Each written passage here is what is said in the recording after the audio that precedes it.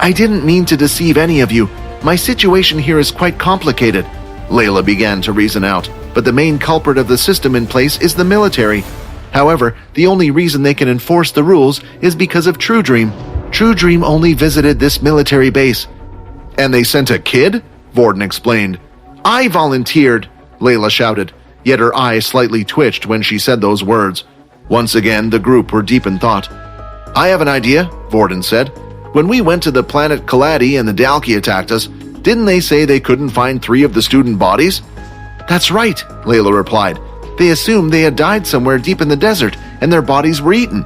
Well, once Peter learns the transformation ability, why don't we get him to look like one of those students? We can have him appear back near the portal and say he had gotten lost in the desert and came back now, Vorden asked. Now that is big brain thinking, Logan said. He then hopped onto his computer and went over to the marketplace in search of a transformation ability book. It didn't take long for Logan to find one, due to how unpopular the skill was. It seemed to be a level 5 skill, which was perfect. Ability book purchased. It will probably take him a few weeks or so for him to learn it, Logan said. For now, he can stay in my room. Let me try something, Quinn said as he walked over and grabbed the book himself. Level 5 transformation ability book obtained.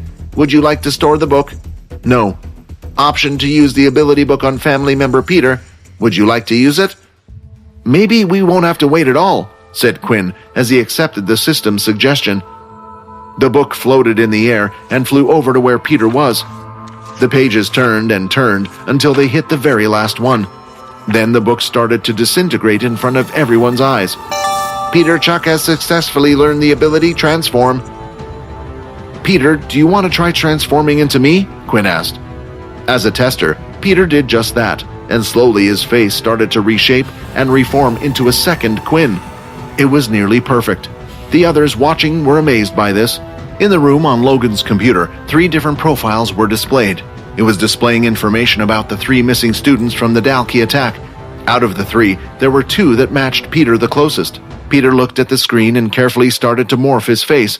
The student had medium-length brown hair, and one of the finer details about him was he would often wear a bandana that cut off one side of his hair while the other remained up. Finally, Peter would no longer go by his name in the school and would now be known as P.O. Blank.